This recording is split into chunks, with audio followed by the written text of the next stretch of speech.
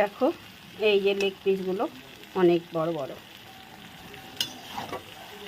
দেখো এখন কষানো হয়ে গেছে অনেকটাই।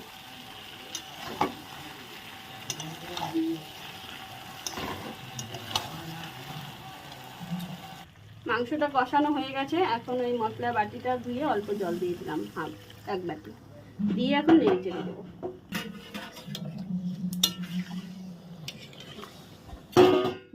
চিকেন রান্না হয়ে গেল বন্ধুরা। কেমন লাগলো জানিও, ভালো লাগলে লাইক কমেন্ট শেয়ার করে দেবো, আমার চ্যানেলটা সাবস্ক্রাইব করে দিও। এখন গরম গরম ভাতে গরম গরম পরিবেশন, রুটি পরোটা লুচির সাথে খাওয়াটা আজকে দারুণ জমিয়ে খাওয়া হবে চিকেনটা।